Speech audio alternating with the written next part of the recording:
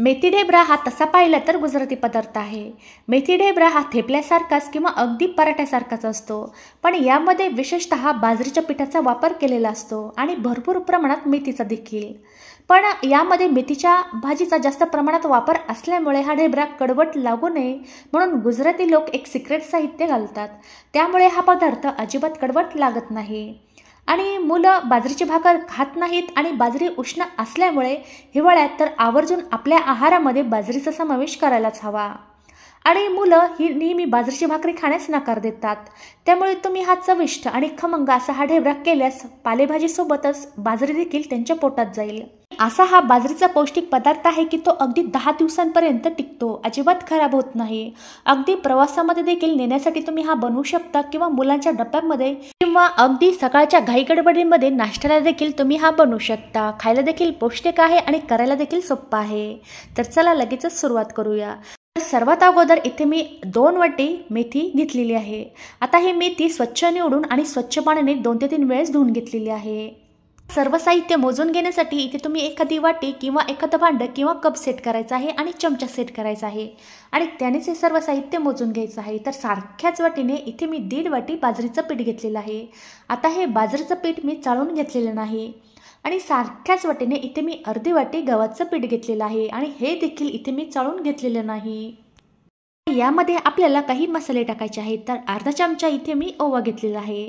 ओवा अगोदरच हातावर मी चुळून घेतलेला होता आणि नाश्त्याच्या चमच्याने इथे मी 2 चमचे तीळ घेतलेले आहेत। आता तीळ टाकल्याने हा पदार्थ अजूनच पौष्टिक होतो आणि सोबतच अर्धा चमचा इथे धने पावडर टाकलेली आहे आणि सोबतच 1 चमचा लाल तिखट टाकलेला आहे आणि 4 ते 5 हिरव्या मिरच्या, 4 ते 5 लसणाच्या पाकळ्या आणि अर्धा चमचा जिरे खलबत्त्यात इथे मी कुटून घेतलेले आहेत। आता हा ठेचा देखील इथे वरून बारीक चिरलेली कोथिंबीर टाकलेली आहे आणि नंतर चवीपुरतं मीठ यामध्ये टाकायचं आहे।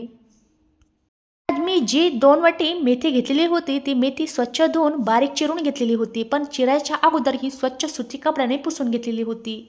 आता ही सर्व मेथी बारीक कट करून यामध्ये टाकलेली आहे। अगोदरच यामध्ये पाणी न टाकता हे कोरडे जिन्नस आपण अगोदर एकत्र करून घेऊयात।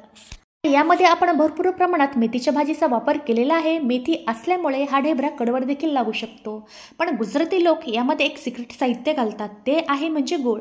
तर एक छोट्या आकाराचा खडा मी पाण्यामध्ये अगोदरच भिजत ठेवलेला होता, तर हे गुळाचं पाणी यामध्ये टाकून द्यायचं आहे। नंतर 1 चमचा साजूक तूप टाकलेला आहे। आता माझ्याकडून हळद टाकायची राहिलेली होती, नंतर यामध्ये थोडीशी मी हळद टाकलेली आहे। आता हे पीठ पाण्यानं न मळता आपल्याला दह्याने मळून घ्यायचं आहे। तर साधारण इथे मी पाऊण वाटी दही घेतलेलं होतं। आता दही एकदाच यामध्ये पूर्ण न टाकता थोडं थोडं म्हणजे जसं जसं लागेल तसं तसं यामध्ये टाकून या पिठाचा सेमी सॉफ्ट असा गोळा आपल्याला मळून घ्यायचा आहे। यामध्ये पाण्याचा वापर अजिबात करायचा नाही। आता जसं लागेल तसं यामध्ये मी दही टाकून हा गोळा मळून घेणार आहे। दह्यामुळे हा ढेबरा काय होतो, एकदम सॉफ्ट असा तयार होतो। आपण बाजरीचं पीठ वापरलेलं आहे तरीही हा कडक होत नाही। आता सर्व पीठ मी मळून घेतलेलं आहे आणि अगोदर मी जेवढं दही घेतलेलं होतं त्या दह्यामध्येच हे सर्व पीठ मी मळून घेतलेलं आहे। शिल्लकचा दह्याचा वापर मला इथे करावा लागलेला नाही। आता पहा, सेमी सॉफ्ट असा गोळा मळून घेतल्यानंतर एक छोट्या आकाराचा गोळा घेऊन एक छोट्या आकाराची चपाती लाटून घ्यायची आणि ही चपाती लाटताना जास्त पातळ आकारात देखील लाटून घ्यायची नाही, त्याची थोडीशी जाडी मध्यम राहिली पाहिजे अशा पद्धतीने ही चपाती लाटून घ्यायची। आता एकसारख्या आकाराचे हे ढेबरे तयार व्हावेत यासाठी इथे मी एखाद्या प्लेटने हा ढेबरा कट करून घेणार आहे, जेणेकरून एकाच आकाराचे हे ढेबरे तयार होतील।